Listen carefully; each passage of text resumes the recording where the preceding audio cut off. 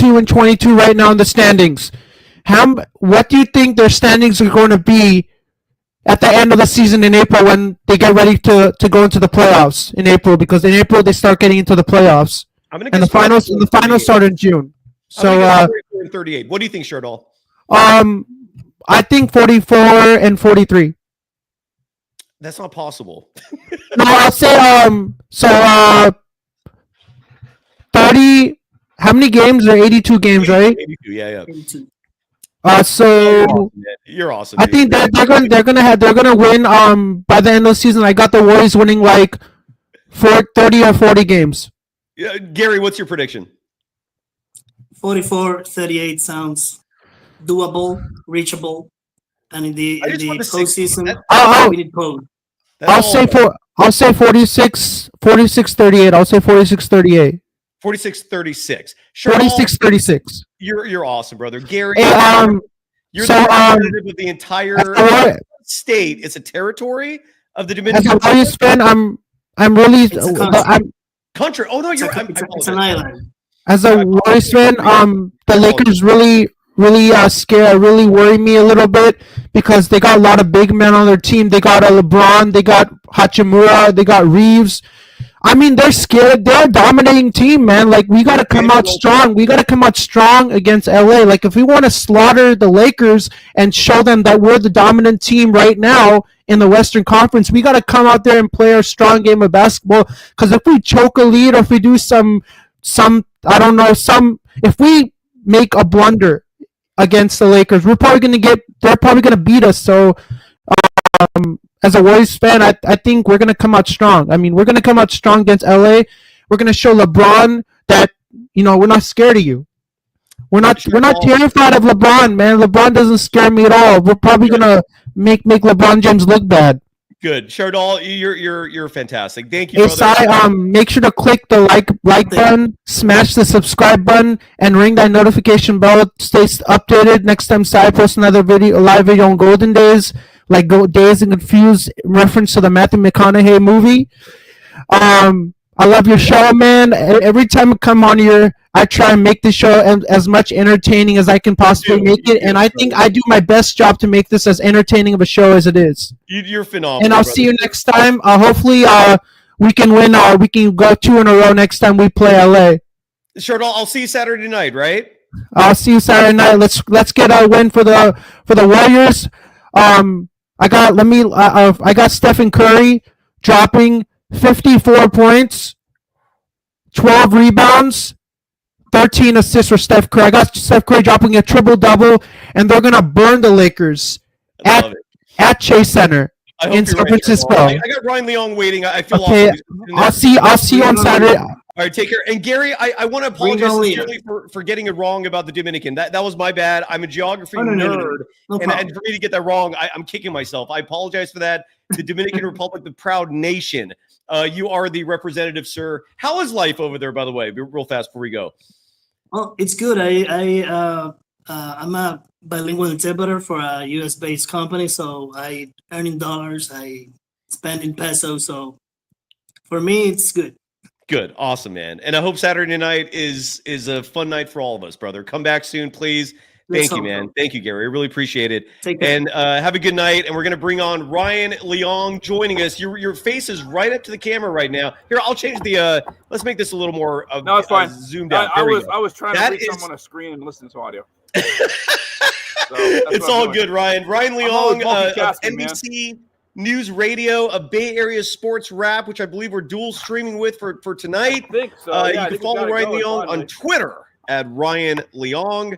Great to see you, brother. Your reaction live from Chase Center. Folks, that is not a fake backdrop behind Ryan Leong, who's holding a mic stick with Bay Area Sports Rap on it. That is the actual Chase Center, folks. Yes, I can smell the wine and cheese all the way from here through my screen. Here's Ryan, great to open one right now.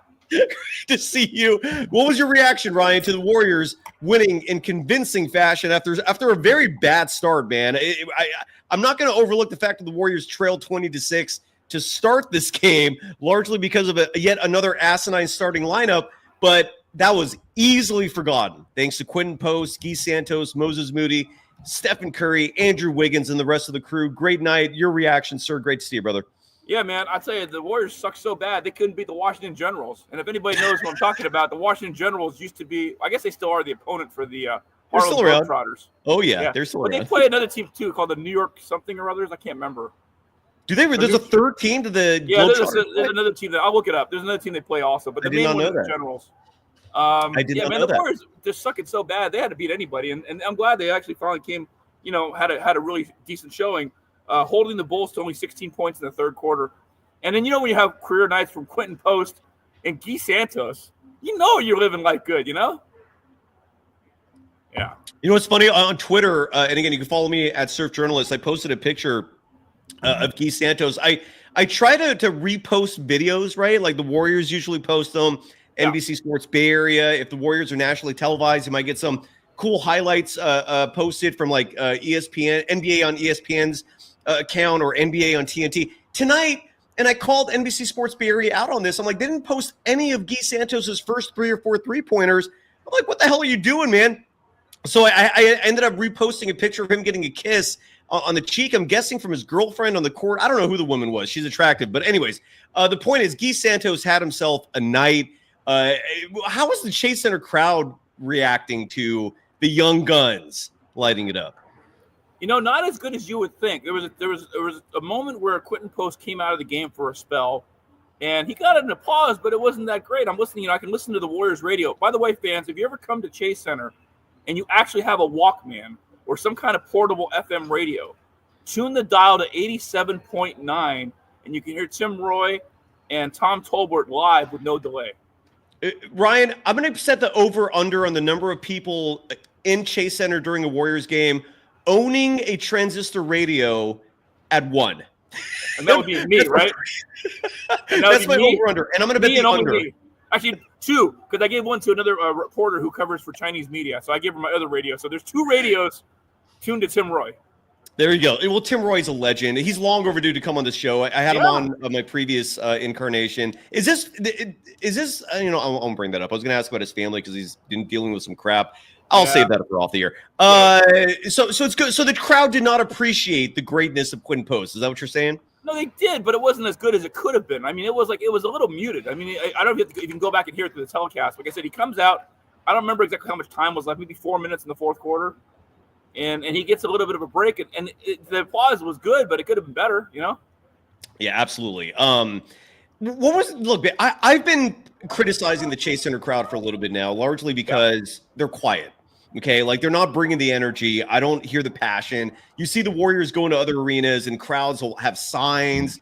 They're fanatic, and then you go to Chase Center, and it's just quiet. It's just the energy is not there like it used to be. Well, yeah, this is like when you charge exorbitant prices and you price out your real fans, what do you expect? I know that's. I mean, let's be honest. Even as good as Oracle was when it was actually known as before, even Oracle was called the Arena in Oakland. Correct. Those fans got priced out, man. I had a buddy. I used to work at this car dealership. I used to be in the customer service call center, and there was a guy who worked in sales. His name's Steve Meister, and Meister he had season tickets at Oracle, but the moment they moved to Chase Center, he gave them up. He couldn't afford it anymore. Yeah. I remember back in the We Believe years in 07, 08, I had a chance to buy season tickets, and I'm forever kicking myself for not doing it. The price was, and the price I think was $4,000 for a year for 2 seats. And now those same seats, and they were second deck, but they were the first row, so you would have had like leg room. Right. It's almost still like a first deck seat. And now those same seats are probably like 50,000, maybe even 100,000. Like if you want season tickets, it's absurd. It's absolutely. I'm reading the comments here, by the way. I'm reading a guy named Kev F. He's saying it's too far since they moved to San Francisco.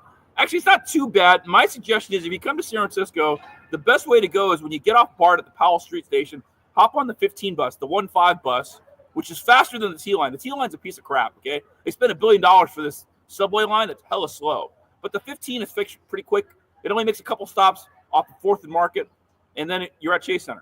Or you could just walk. I mean, if you get off that same, that's a healthy walk. That's pretty. It's what 2 miles. I mean, it's not that bad. I don't know. I did that all the time. It's good exercise. I'll leave it at that. All right. True.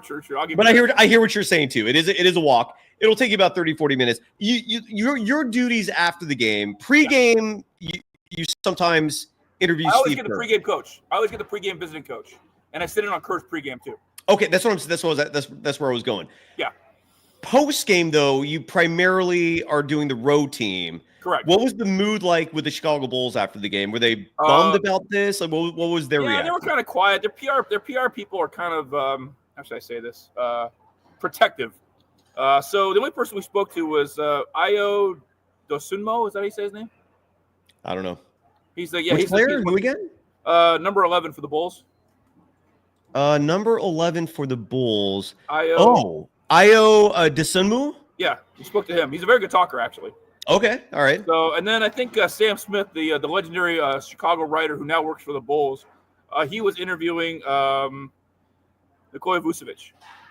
After we talked to Ayo, and that was it. I mean, basically they cleared us out of the locker room, and we didn't talk to anybody else. We didn't talk to Zach LaVine. We didn't talk to anybody else besides or Josh Giddey. Yeah, it was just that guy.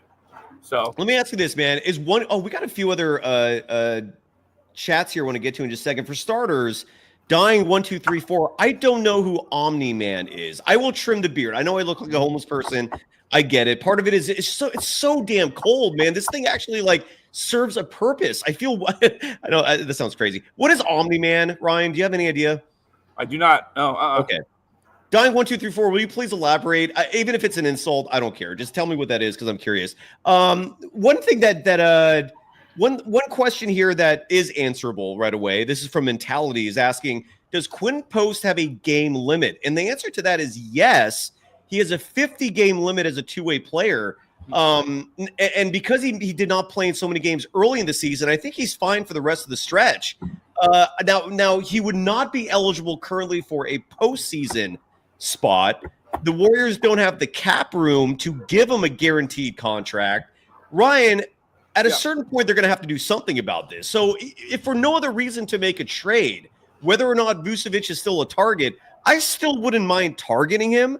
But if Quentin Post becomes a regular piece of this rotation, then you don't necessarily need that stretch five anymore. Maybe you can target another position. But what's your take on the Quentin Post scenario? Because regardless of the 50-game thing, he will likely be eligible for all remaining regular season games. The postseason is another story. You cannot be a two-way player in the postseason.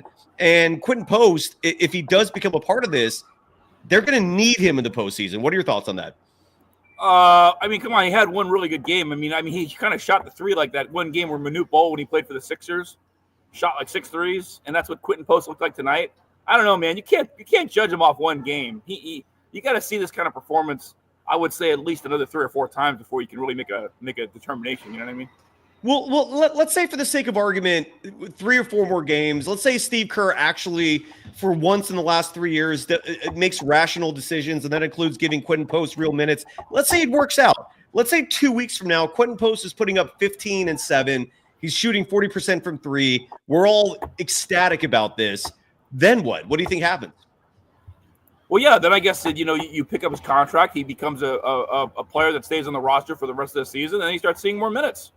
But again, Ryan, they can't pick him up right now. That's my whole point. Like the Warriors, I think are like what 300,000 or it's a really paltry figure in terms of the space they have under the cap. Now, granted, with that said, I haven't done my research on this yet. It is possible that Quentin Post prorated salary, if you guarantee his contract like really late in the season, for example, maybe they squeeze under it at that point. I don't know. I guess I got to do my own research on that there, but do you think Steve Kerr is going to keep playing a man, or are we going to see Buddy Hield and Gary Payton II start against the Lakers? You're going to see Buddy Hield and Gary Payton because you got to remember those guys are probably quicker, and they're smaller, so they're quicker.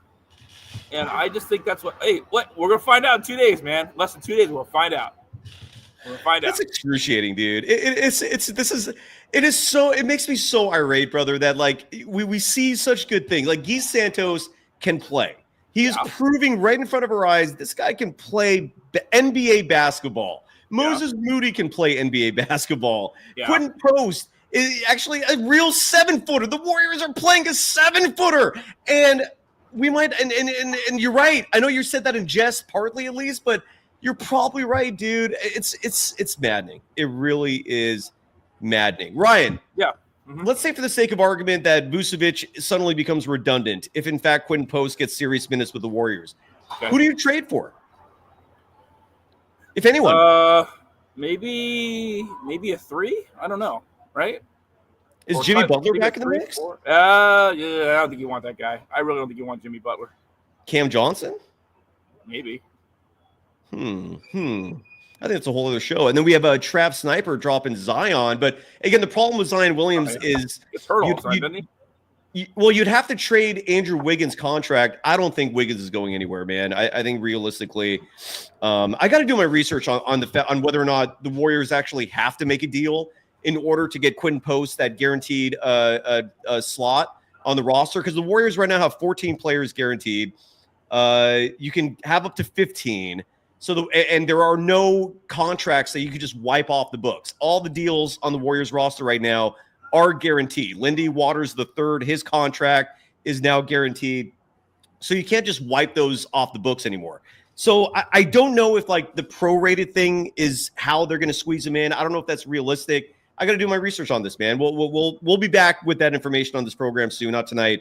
But it is encouraging, dude. What are you thinking about for Saturday, Ryan? Like Warriors, Lakers, Jared Vanderbilt, who always puts up big numbers against the Warriors. Huge surprise. He's making a season debut Saturday night against the Golden State Warriors. They got LeBron. They got AD. Their size constantly causes havoc. The Warriors usually cannot handle it. Are you optimistic? Is this just one random game? What are you thinking there? I am optimistic. I mean, I think the Warriors have had their share of success against LeBron's Lakers. I mean, I just don't. This is just not a Lakers team that used to be like the Lakers of old. That's what I think. I mean, I could be wrong. When have the Warriors ever had success against LeBron's Lakers? Because I can't remember that ever happening. They've had some. I mean, I have to look it up between now and like I'll look up the game. I mean, I can look up the game notes, I guess. In the next They've had some regular season wins. Yeah, I'll give you that. Yeah, regular season. Yes. But the Lakers have had, ever since LeBron went to the Lakers, they have had Steph and the Warriors number, man, and that's been an absolute bane in my existence as someone who pathetically is very emotionally vested in the Golden State Warriors. It sucks. I'm very curious to see what happens there Saturday. Ryan. Here's real quick. So there are some notes there that they list the next opponent. So the notes say that overall, well, I guess it's the Warriors, or lost one, had won 3. Current streaks versus the Lakers. So the Warriors lost one, had won 3 before that. The last win against the Lakers was April 9th of 2024. I'm sorry, last win. The last loss was on Christmas, obviously. All right. At home, they've lost 1. They've lost 3 or 4 at home. So those are some of the numbers. What do we? Do you want to hear from Warriors center Quinton Post making his attribution debut on the program? I don't think we've ever played a sound clip of Quinton Post on this show outside of maybe the day he was drafted. Ryan, you want to hear from Quinton Post? I do. All right. So Quinton Post is going to share a story here. This is courtesy of 95.7 The Game, the flagship radio station of the Golden State Warriors. Quinton Post, what we're going to hear is a story about him bonding with Stephen Curry. We saw these two chatting it up a little bit. We also heard from an audience member, Cam, earlier, who brought up the fact that Quinton and Stephen Curry have hardly, if ever, practiced together.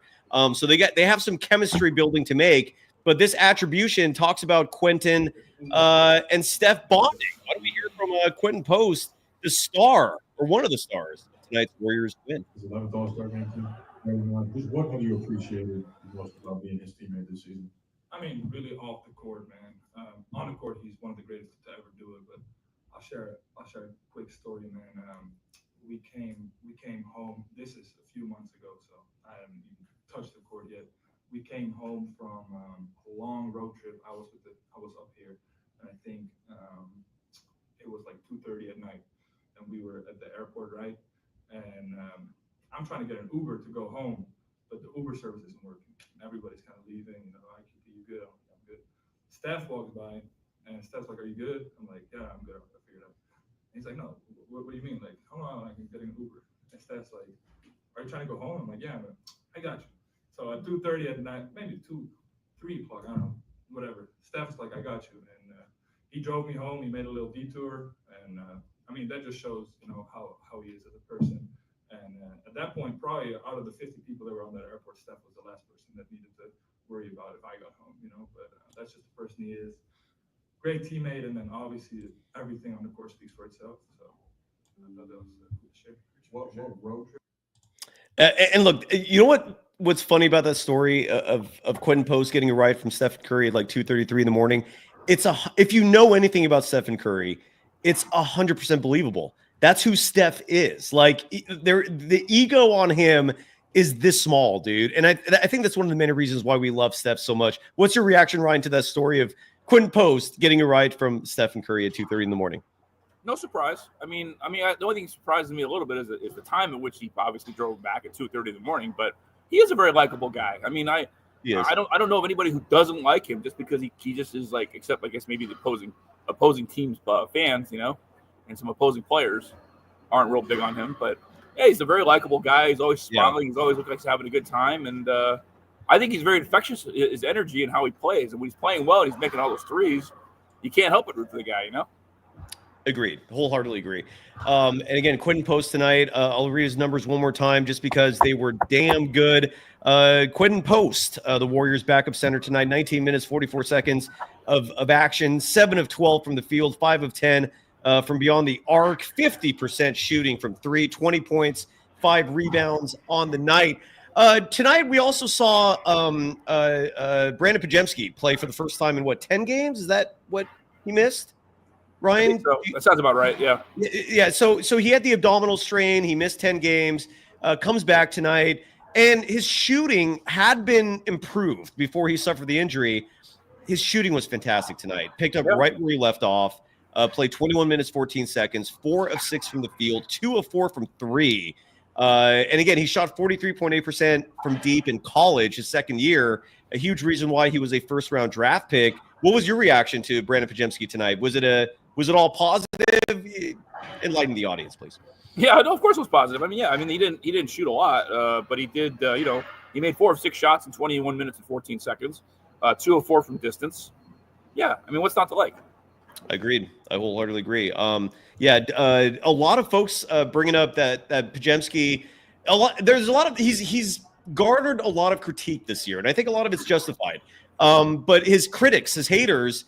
And I'm not saying that whoever this person is, Will V93, is a hater of Pajemski's, but this sentiment seems to be common tonight, which is that folks who are not a big Pajemski fan were pleased with his performance tonight. Again, all you got to do is make shots. It is that simple in terms of flipping the script and having people like you a lot more than usual. So he made his shots, and it worked. So kudos to Brandon Pajemski on the performance for this evening. Is there anything else we missed, Ryan? I'm trying to think if there's any topics or stats or players that. Well, the most interesting one of all, listening to the broadcast earlier, was the fact that how many people would have predicted that Guy Santos and Quentin Post would make the same number of threes as Steph did. Not a lot. Definitely not a lot, man. Stephen Curry, by the way, tonight playing the second of a back-to-back, not a normal occurrence for him. Given he's now experiencing minutes restrictions. He's 36, turning 37 in a month and change.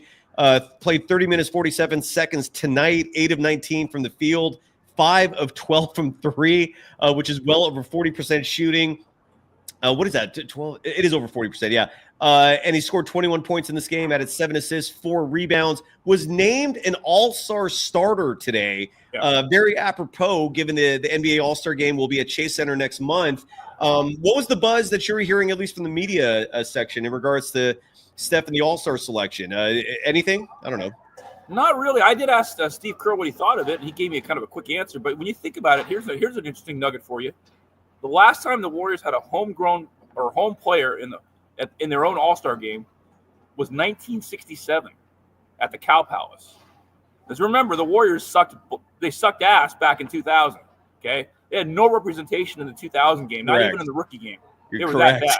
Okay, the best player back then was Antoine Jameson, who's a great guy and he's a very good sixth man player. But back then he was the top dog, and so the Warriors had nobody. In fact, when we give a chance, I'll look up the I guess that would have been the 99-2000 roster. That was a bad team, man. That was a real awful team. They were just they sucked. They were really, really bad, man. And then it rained all. You're right. 2000. All the young fans will never know, or maybe they will again someday soon. But for at least up until this point, the young fans will never know the misery, the torture that was Warriors basketball. And you're right. In 2000, the Warriors had the All-Star game, and they did not have a representative at all. It was a non-Warriors affair. By the way, I'm laughing hard because Mark Medina in the chat bringing up a Yellowstone joke, the TV show Yellowstone, saying that Stephen Curry should get. I don't even know if I should say this. Screw it. I'll say it. That Stephen Curry should give Steve Kerr a ride to where Rip, the character, I forgot the actor's name who plays him in Yellowstone, takes the Cowboys in terms of throwing them over that cliff. Do you know what? You understand this reference? Do you watch Yellowstone? I don't, unfortunately, but I do want you to play something real quick when you get a minute. In the private chat, I put the link up for the famous or infamous "It's a Great Time Out" commercial. You got to play that. Man. Well, quick question: Is this will I get penalized by YouTube for playing this, or is this part of? Why would you? I don't see why not. Okay, perfect. So we'll play it then. Let's play it. So and what is this? A commercial from the 2000 All-Star Game? Is that correct? Ryan, what am I playing here? Tease it. It's a commercial featuring the Rock. Just play the commercial, dude. Seriously, right, don't tease it. Just play it. Done. Okay, so this is from 2000. Ryan Leong recommended it. I will listen to him because his recommendations are good.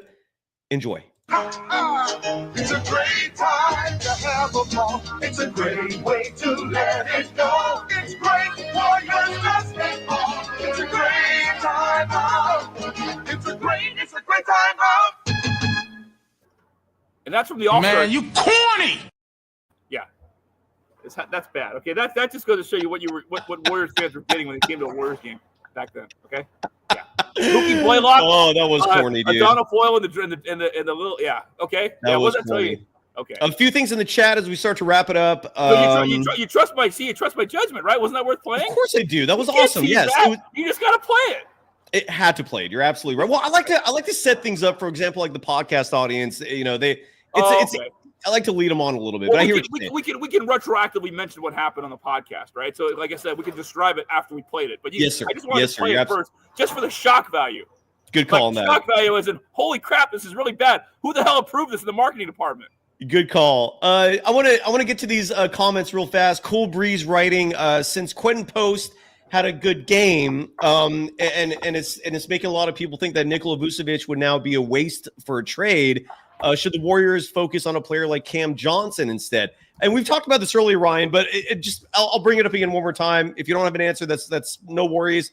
Are there any names out there that are intriguing to you in terms of a Warriors trade partner? Because and look, at a bare minimum, unless the prorated thing does apply, the Warriors will likely have to make a trade in order to give Quentin Post a guaranteed contract.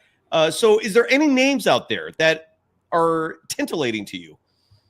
Again, not really, because like I said, to make a trade now or even to be talking about it is like just throwing something up in the air and just hoping that or like throwing something at the wall and hoping it sticks.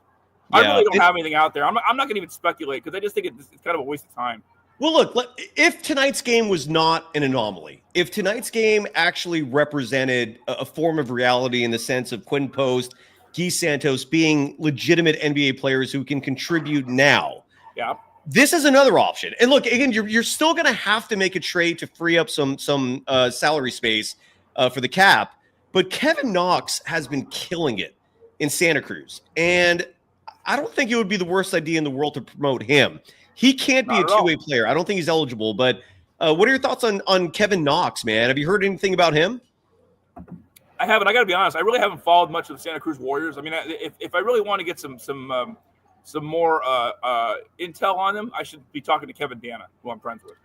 And that's who I go to, man. Yeah, I got. You know what? I'll just ask Dana what he thinks about Kevin Knox. Damien LaRoche brings up an interesting comment, which is that we cannot trust Andrew Wiggins. Agreed. But again, it looks like we're going to have to roll with him. And if there's a bright side to Wiggins, even if when he's having an off night offensively, his defense, as Carson Taylor has adamantly mentioned in the chat, is valuable. And anyways, we'll see what happens there.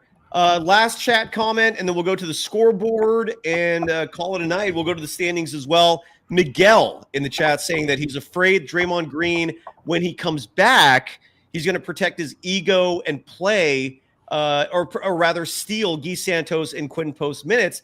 Look, Draymond Green, as weird as this may sound, and Ryan, please correct me or add anything to this, I've never gotten the sense that Draymond Green's ego is unhealthy.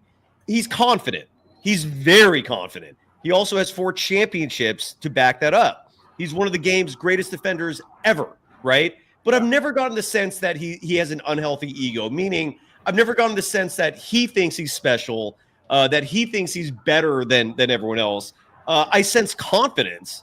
Maybe it's a little irrational, but I don't sense the ego where he's telling Steve Kerr and company, like, don't play these guys. Like, I'm going to play. This is someone who's constantly, praising Kuminga. Yeah, go ahead. Sorry. Well, I will say this. He did actually talk to us in the media about how it's hard for him to take a step back, but he did understand that the time has come for Kuminga to step up and be the guy now. So he did say that. Yeah. So you can't say that he doesn't have an ego because everybody has an ego. If he didn't, everybody. Yeah, I'm saying unhealthy. I don't think he has like an inflated. Like he's not egomaniacal. Like he doesn't think he's. But he's the greatest thing since sliced bread. He is reaching the point though in his career though where Klay Thompson was a couple years ago. He's at that point now. He's getting there where it's like, okay, you're still a productive player, but it's like you're hitting that peak where it's like your productivity in the court is really getting more and more limited. And Miguel actually followed up his chat post with what I was going to say, which is that he meant that Steve Kerr was going to get involved and get in the way, and that is my greatest fear too. We shall see what happens with Steve Kerr and the managing of personnel. Again, a great win tonight for the Golden State Warriors, 131-106 the final, particularly staggering when you consider that they trailed 20-6 to start this game. They trailed 63-60 at the half, and that third quarter, they just blew this thing open, and the rest was history. The score of the half was 64-63, and then the Warriors took control in that third quarter, outscoring Chicago 31-16. Let's go around the association, shall we? And then we'll wrap it up after that. Looking at the rest of the scores on this Thursday evening around the association. Hold on, I got to get the music. I almost forgot to get our strip club music. All right, there we go. We're now in the club. Now on the stage, Chastity. Throw your dollar bills up there. Ryan Leon. Go check out Chastity on stage 1. I've been to some gentlemen's clubs. I can't say this is danceable music for a stripper. No, it's not. It's actually very generic music. That's copyright free. That's what we played. Going around the association, the San Antonio Spurs, 140-110 winners over the Indiana Pacers tonight. This was earlier in France. I'm sorry. I believe this game was played in Paris way early this morning. Victor Wembanyama, 30 points, 11 rebounds, 6 assists. In the win, Victor Wembanyama is going to be the face of this league in the very near future. Benedict Mathurin, 24 points in the loss for the Indiana Pacers. Ryan, did you catch any of that, the NBA action in Paris, France?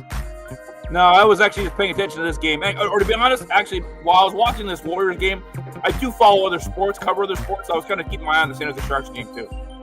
How are the Sharkies doing? Nah, they keep losing, but they're entertaining. They lost 6-5 tonight. Hey, David Roche, come right down. Hope you're enjoying Chastity on the stage. Thank you for the tips. Throw your dollars on that check. No quarters on the stage, people. Dollar bills only. Nice. Quarters will hurt them. Okay, thank you very much, David Roche. Moving on, the association on this Thursday night. The Portland Trailblazers, I would call this an upset. They went to Orlando and defeated the Magic 101-79 tonight. The final. I don't know who Camera is. Do you? I do not. Well, I got to look it up here because this individual's name is Tumani, maybe Camara. He played 34 minutes for Portland, scored 16 points, grabbed 6 boards. I've never heard of this guy until now. Tumani Camara is 24 years old. He was a second-round draft pick last year by the Phoenix Suns. And he had a great game tonight. So there you go. Orlando falls to 23-23. Wow, man, they plummeted. Portland improves to 16-28. Moving along, the Toronto Raptors defeated the Atlanta Hawks in Atlanta, 122-119. Jakob Poeltl, 17 points, 9 rebounds, and the win for the Raptors. Dyson Daniels, your likely favorite for Defensive Player of the Year this season. 22 points, 8 rebounds, 4 steals in the loss. The Dallas Mavericks pulling off an upset in OKC tonight, defeating the Thunder 121-115. PJ Washington, 22 points, 19 rebounds, 3 steals in the win. Jalen Williams, 33 points, 7 assists, 4 steals in the loss. Ryan, does this game, the OKC Thunder dropping to 36-8 on the year, mean anything? No. Exactly. Doesn't mean anything. I mean, it's like one game, big deal. Exactly. And again, the OKC Thunder are rolling. Still think the Warriors can beat them. The Milwaukee Bucks thumped the Miami Heat tonight in Milwaukee, 125-96. Dame Lillard, 29 points, a rebound shy of a triple-double, 9 boards, 11 assists. I've never heard of K. Ware for the Heat. The Kendall Ware, is that who that is? Have you heard of him? It kind of rings a bell, but I gotta be honest, man. There's so many players in the association these days, and guys that are making contributions that I've not heard of previously. Well, this is why we're all learning as we go through this. The individual's name is Kel'el Ware. He's a 7-footer. He's a rookie. He was the Miami Heat's 15th pick in the most recent draft. So that's where Kel'el Ware came from, and he played 35 minutes in the Heat's loss, 22 points, 10 rebounds. So the Warriors have Quentin Pope. I'll just say, with a name like that, is he a distant relative of Superman? The name. So the Bucks improved to 25-17. The Heat dropped to 21-22. The Denver Nuggets, 132-123 winners tonight at home over the Sacramento Kings, who just a night earlier defeated the Golden State Warriors. Jokic with a massive stat line tonight, 35 points, 22 rebounds, 17 assists. What's your reaction to hearing that stat line from Jokic? He's, wait, let me check that again. Want to hear real one more quick, time? right? Yeah. Because it's worth repeating. It's insane. 35 points, 22 rebounds, 17 assists. Nice. Yeah, that is crazy. To approach almost 20 assists is just phenomenal. And 19 defensive boards is insane. Yeah, that's pretty next level, man. Domantas Sabonis, who was matched up against them, had 23 points, 19 rebounds, 8 assists in the loss. It's incredible that a night like that is barely even relevant by Sabonis because of Jokic. Two more games tonight. The LA Lakers, the Warriors' next opponent, Saturday night. They thumped the Boston Celtics in LA tonight, 117-96. Anthony Davis, 24 points, 8 rebounds, 3 blocks. Kristaps Porzingis, 22 points, 7 rebounds. For the Celtics, the Lakers improved to 24-18. Boston drops to 31-14, I believe. Yeah. And last but not least, the LA Clippers, 110-93 winners tonight at home against the Washington Wizards. James Harden, a triple-double for him, 17 points, 12 rebounds, 13 assists. Jordan Poole, 24 points, 9 assists. And when we look at the standings, the Golden State Warriors, with their win tonight, are now back to 500. They're 22-22. They're a half game behind the Phoenix Suns for the 10 seed. So if the season ended today, the Golden State Warriors would not even make the play-in, which goes to show how important this game was tonight. The Warriors trail the Kings by a game for the 9 seed. Same goes for Minnesota. They trail the Dallas Mavericks by a game and a half for the 7 seed. They trail the Lakers and the Clippers by 3 games for the 5 and 6 seed. So the Warriors are still very much in it. All they got to do is just make one run. That's it. Why did it get so dark there, by the way, man? What's going on at Chase Center? They shutting it down early tonight. Yeah, they're working on moving. They're covering the floor. They got somebody performing tomorrow. I think a concert of some kind is going on. Okay, who? Anyone? Do you know who? I can't remember the name. I saw it earlier. Give me a second. I'll find out for you. Jamie LaRoche and Golden Dazer. Thank you for the $2.99 a month to have your. Tom Segura. Who the heck's Tom Segura? You know who he is? Comedian. Okay. There you go. Comedian. There you go. So that's what's going on in the case tomorrow night. Damien LaRoche in the chat saying, if Andrew Wiggins was weed, he'd be brown weed with red hair, a.k.a. the Bama weed, a.k.a. Damian just is not Oh my God. enjoying Andrew Wiggins tonight, brother. I feel you. Wiggins had a good Well, game. I like what Miguel said about Wiggins. He goes, Wiggins is so unselfish. He plays shitty not to outshine others. That's pretty funny. All right. Well, tomorrow, Rick Barry will be joining the program, so stay tuned for that. The Hall of Famer joins us each week. Ryan, promote away, brother. I know you got Barry's Sports Wrap, which I think we're doing streaming with. I think I figured out the how to stream dual stream on YouTube because our YouTube channel needs some love. So good. We like to I like to get famous people to do our taglines. Hey, you're watching Barry's Sports Wrap. I got Chuck Swirsky from the Bulls. I've got Jerry Rice. I even got the governor, man. I got Gavin Newsom a year ago with me and my buddy Marco Kolovich went up there to get the red carpet interviews with the Go-Go's. The Go-Go's gave us a tagline, for Christ's sake. That's pretty cool. I like it. I like it a lot. We got Will Clark. We got Will Clark did a tagline for us. We got some good people, man. The Thrill, my favorite baseball player as a kid. Yeah. Even though I was an A's fan. I was conflicted as a child, Ryan. I don't know how you were, but I was an A's fan, but Will Clark was my favorite player. And who'd you root for as a kid in the Bay Area? Oh, I liked Will Clark a lot. He was my favorite for sure. But were you a Giants fan as well, or were you? Yeah, I was kind of like forced to be a Giants fan because my dad. When I was a kid growing up, my dad took me to Giants games. We went to an occasional Niners game, but obviously it was mostly Giants. So my dad his teams were the Giants, the Niners, the Warriors, and he went to school at Cal. So those are the teams my dad followed. And then when I got older, I started following the A's myself in 1992 when I turned 18 years old, which was a great year because that was the year the A's actually won the division and the last good year they had for a while, right? They didn't make the playoffs again until 2000. So, Yeah. Good stuff, man. I really wish that Will Clark Fleer rookie card paid off. It ended up not achieving the value. Let's be honest. Most of those A's cards aren't going to pay off for you at all. I mean, if the last year for real good baseball cards was probably the early 70s. Oh, really? That old? Yeah. Huh? Everything that old. Yeah. You get some baseball cards now that occasional, special makes or whatever. There's certain special editions of a Shohei Ohtani card that's probably worth like $10,000 or something like that. I love it. Well, I hope my Kobe Bryant rookie is worth something someday. And I hate to say it, death usually helps with something like that. You know what I mean? Especially somebody's sudden passing. Usually, I know it sounds really morbid, but it does bring up somebody's value on items. Oh, brother. All right, brother. Well, are you going to be there Saturday? Are you joining us? What do you think? Yes. Yes. Yes. Yes. From downtown. Yes. I'm doing Marv Albert. I love it, man. Ryan Leong, you can follow him on Twitter again at Ryan Leong. You can follow me on Threads at Dog Wild, on Twitter at Surf Journalist.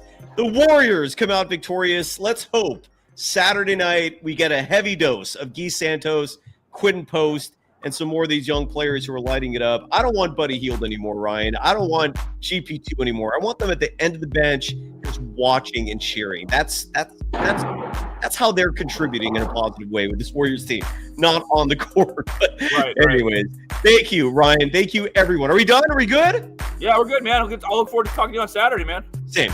Right back at you, brother. And tomorrow, Rick Barry's joining the program. Until then, go Dubs, baby, and have a great night. Bye-bye.